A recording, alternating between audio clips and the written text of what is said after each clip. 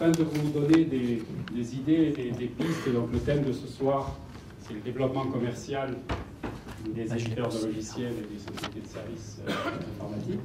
Non, j'ai donné à Pierre. Et pour vous présenter les différents intervenants, j'ai demandé à Jean-François Périnel de nous faire une petite présentation rapide avant de donner la parole aux intervenants. Oui, bonsoir. Donc, une petite introduction sur un sujet qu'on connaît bien, mais avec des points de vue très différents dans la salle, hein, puisque les expériences sont très différentes.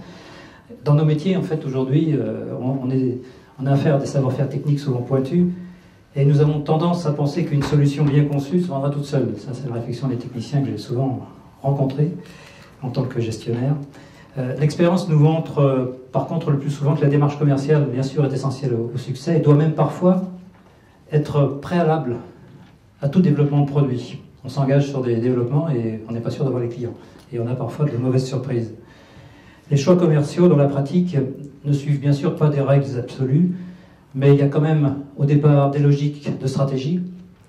Et puis, il y a aussi quelques bonnes pratiques développées par les professionnels dans nos différents métiers.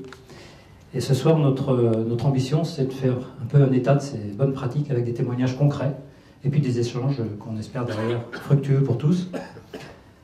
Nous allons donc avoir d'abord le témoignage d'Étienne Coulon, Point Green Business, qui va nous donner un premier cas de réflexion, lui, à la définition de nos approches commerciales, une approche un peu globale. Il va nous expliquer un peu sa vision.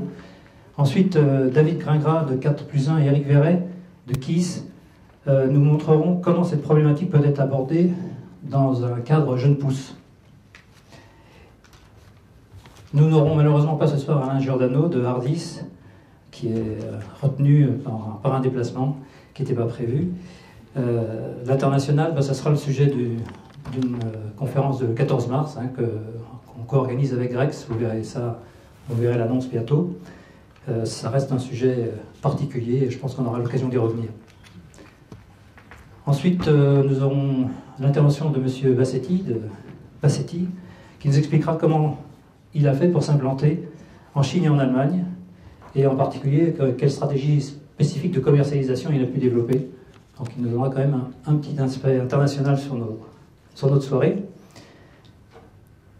Les bonnes actions commerciales s'appuient sur de bons outils, en particulier un CRM, métier de préférence, comme nous l'exposeront Jean-Paul Charon de Captivea, puis Jean-Luc Lecolter de Coservit, qui feront état de leurs expériences variées et nous parlerons des différentes solutions marché qu'ils ont pu expérimenter. Et puis, pour terminer, on aura le point de vue de l'expert sur la partie juridique. La solution notamment de l'offre en SaaS, aujourd'hui, qui est un puissant outil de développement, notamment de commercialisation. Il faut en maîtriser le risque juridique. Et Maître Jean-Philippe Leclerc donc, nous donnera un petit peu son expérience dans le domaine, ses recommandations, et pour pouvoir concevoir un contrat qui soit à la fois précis et équilibré, qui fasse pas peur aux clients. Voilà, donc on va démarrer avec David Gringras de 4+1. Non, il n'est pas là. Ah, désolé. Ah, bon. C'est Étienne Coulon. Bon. Étienne Coulon de Point Green. Ah oui, Étienne Coulon de Point Green Business. Excusez-moi, c'est pas David Gringras, c'est 4+1. Je mélange les deux sociétés. Alors, c'est parti. Merci. Merci beaucoup. Bonsoir à tout le monde. Mon nom est Étienne Coulon. Je suis très heureux d'être avec vous ce soir. Donc, je vais faire une présentation courte sur l'international, qui est notre métier de tous les jours. Alors, ne vous attendez pas à des grandes choses. Finalement, je vais ouvrir des portes ouvertes, c'est-à-dire que je vais sortir un certain nombre de banalités. Maintenant, souvent, il semble que ces banalités peuvent avoir de l'importance pour aider certains de nos clients. Donc, j'en suis très heureux. Nous sommes deux dans la salle de la... Pardon. D'accord. C'est bon, je me débrouille. Bon. Ça marche. 1, 2, 3. Ça fixe. Comme nous sommes en webconférence, voilà. On fait passer un micro-cravate pour que ça passe un peu mieux le son sur le web, ce qui est un problème avec ces micros en général. Donc c'est tout bon. Ça fonctionne. Tout le monde m'entend? Il faut garder il faut les deux. Absolument. Vive la technologie, il en faut deux. Alors, formidable. Bon, j'ai la chance d'être le premier, j'expérimente la technologie. Ça tombe bien, j'adore la technologie et je suis un homme de technologie. Donc, on va parler un peu de technologie, mais on va surtout parler de qu'est-ce qu'on fait avec la technologie et comment est-ce qu'on crée des nouveaux marchés. Voilà. J'étais juste en train de dire que donc, je m'appelle Étienne Coulon. Mon associé et cofondateur Patrick Védrenne est également dans la salle. Et je vais parler juste 30 secondes de qui est PointGain et après, je vais vous juste donner quelques trucs, quelques idées. Encore une fois, je vais enfoncer certaines portes ouvertes. Mais le but est de créer ou d'introduire certaines idées qui peut-être soit vous aideront ou, encore une fois, c'est ce que j'appelle surtout des fondamentaux pour quand on veut démarrer son business et quand on veut le faire croître, surtout en dehors du marché national français. Alors, comme d'habitude, vive les problèmes technologiques. Non. Ça fonctionne, OK. Donc, PointGain Business est une société qui est basée dans la région de Grenoble. Et je dirais que je connais malheureusement très peu d'entre vous. Nous avons une assise qui est surtout à l'international. En fait, moi, personnellement, je passe beaucoup plus de temps en dehors de Grenoble et de la France que dans la région, malheureusement, même si j'adore notre région. À PointGain Business, la façon dont je le décris est une société très originale. C'est une société qui a tout, sauf de la R&D. En fait, nous sommes une société qui a tout, sauf le produit. En fait, notre métier, il est d'aller chercher des nouveaux marchés, de démarcher d'autres pays pour le compte de nos clients. Donc nous avons un positionnement relativement original qui consiste à dire on va prendre une société, un produit ou un service et on va essayer et tâcher de trouver de nouveaux débouchés pour cette société. Ceci soit sur des nouveaux marchés, c'est-à-dire des nouvelles régions géographiques, ça peut être un pays, l'Espagne, ça peut être la Suisse, ça peut être d'autres pays, le Moyen-Orient. Première dimension, ou alors de dire, écoute, donner un exemple, il y a des produits que l'on a pris qui viennent du monde des télécoms, que l'on est en train de pousser dans un créneau qui est en train de croître, qui s'appelle la gestion d'énergie, les smart grids. Je ne sais pas si vous avez entendu parler de ça, c'est quelque chose qui est en train d'évoluer. Bon, on s'aperçoit qu'il y a beaucoup de logiciels, de produits, de services qui ont été créés, qui ont été designés pour certains domaines, peuvent trouver de nouveaux domaines d'application, tels que, par exemple, la gestion d'énergie. Eh bien voilà. Notre positionnement, il est d'initialiser ces nouveaux marchés pour vous, pour nos clients, ceci au travers de tout le territoire Europe, Moyen-Orient et Afrique. Voilà. Donc notre positionnement, il est d'être une équipe basée dans un certain nombre de pays, aujourd'hui en France, en Italie, en Angleterre, en Allemagne et au Portugal, de démarrer ces nouveaux segments, d'aller les rechercher, de les démarrer, de les initialiser de façon, la finalité étant de créer des nouveaux business, de créer des ventes. Donc, des affaires qui tournent. Voilà. Ceci est notre positionnement. Alors, pour faire ceci, qu'est-ce qu'on fait? On doit comprendre les technologies, on doit comprendre ces marchés, ce qui veut dire qu'on doit passer pas mal de temps à aller parler avec des gens, comprendre quels sont leurs besoins, quels sont les domaines. Je vous ai précédemment parlé du cas de la gestion d'énergie. C'est un domaine dans lequel on a investi depuis 4 ans beaucoup d'énergie à comprendre quels étaient les besoins, les opportunités. Donc ça nous oblige à aller parler avec tous ces gens-là dans différents pays, d'être impliqués dans un certain nombre d'expérimentations, aussi bien en Jordanie qu'au Portugal, qu'en Suisse, qu'en Allemagne, qu'en Hollande et dans d'autres types de pays. Mais c'est grâce à ceci, à cette connaissance que l'on a du terrain, que l'on va pouvoir identifier si, tiens, un nouveau produit pourra avoir un intérêt dans ce type de domaine. Voilà, ça veut dire une présence très forte, c'est ce qu'on appelle des domaines où on va s'impliquer très fort. On va avoir beaucoup de liens, surtout dans le domaine tel que par exemple les télécoms, la sécurité, la gestion d'énergie. Et puis on va essayer d'acquérir cette compétence, être impliqué dans un certain nombre de projets qui va nous donner une crédibilité et aussi la possibilité de comprendre en fait typiquement dans ces domaines s'il y a des choses à faire. Voilà. Et on en retient, si vous voulez, 3 domaines qui nous intéressent particulièrement. Le premier, c'est la gestion d'énergie. C'est vraiment un domaine qui, pour nous, représente une opportunité très intéressante dans le futur. C'est parce qu'on parle beaucoup de smart grid, on parle beaucoup de services de home automation et tout ce genre de choses.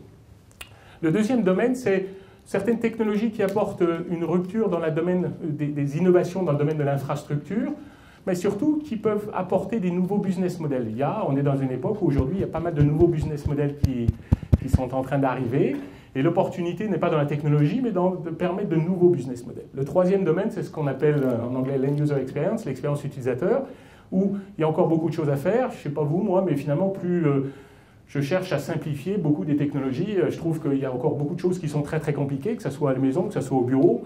Je pense qu'il est temps qu'on simplifie encore plus certains domaines particuliers.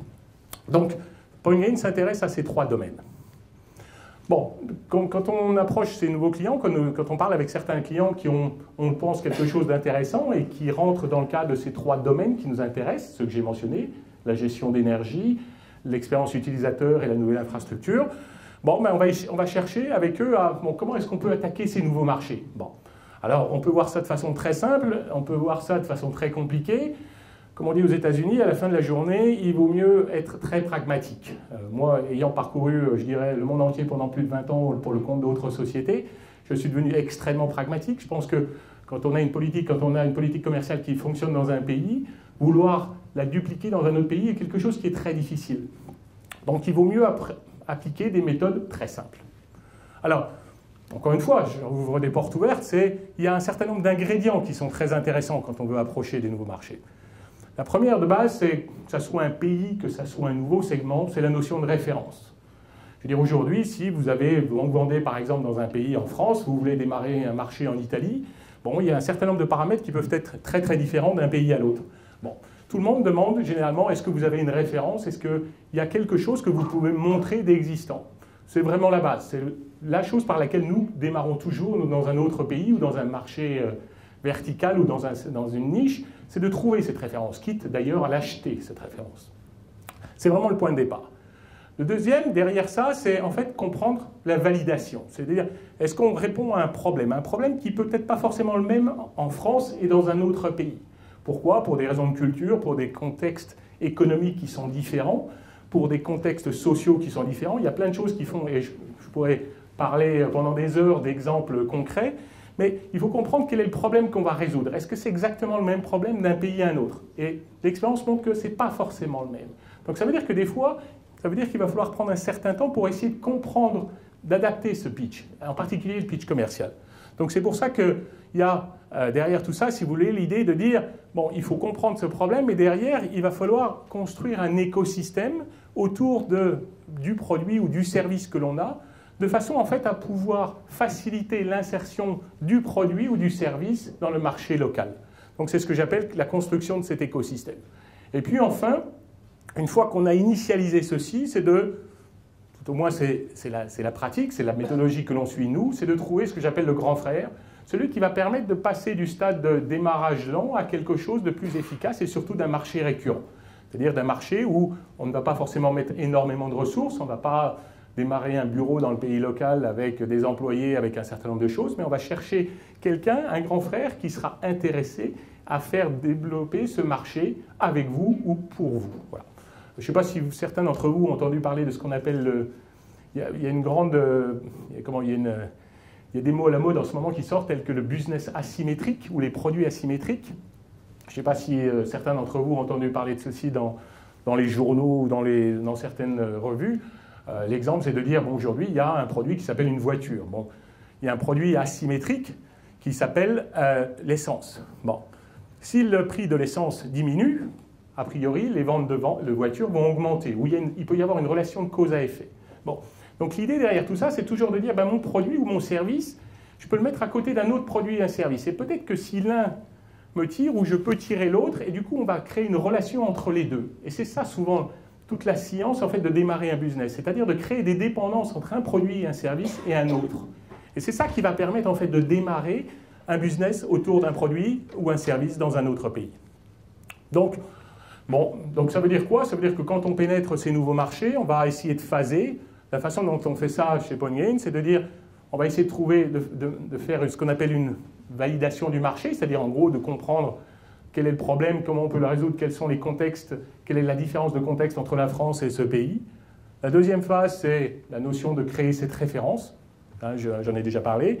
Le troisième, c'est de construire l'écosystème autour de cette référence que l'on a construite pour pouvoir initialiser le marché. Et en fait, la dernière période, ou la plus importante, est de trouver ce grand frère ou ce grand partenaire qui va permettre de tirer et surtout de passer à une autre dimension.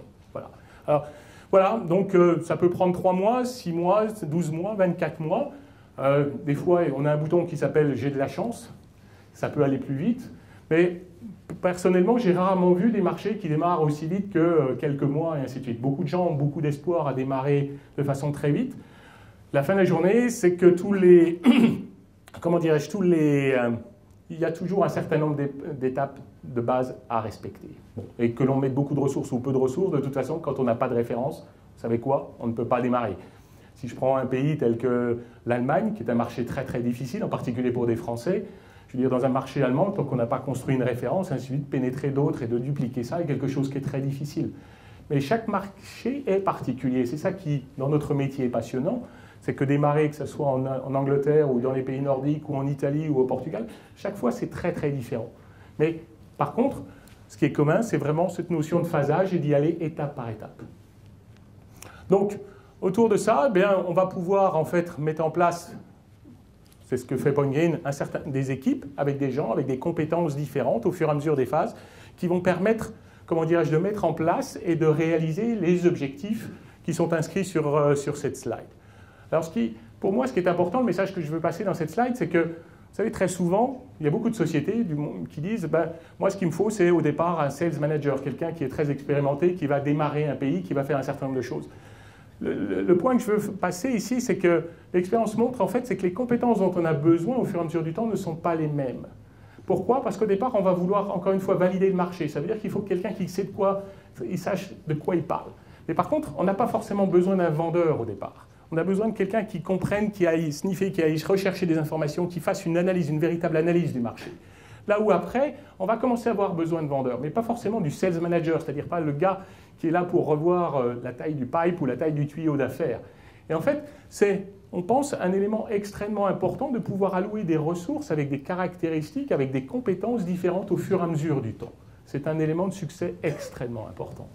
Et encore une fois, l'expérience prouve, et moi je peux vous dire, j'ai démarré l'activité de 5 sociétés américaines en fait, sur toute l'Europe, je peux vous expliquer que, en fait, encore une fois, les compétences dont on a besoin ne sont pas les mêmes au fur et à mesure du temps. D'où l'intérêt d'utiliser des ressources flexibles au départ qui vont permettre d'atteindre ces objectifs les uns après les autres.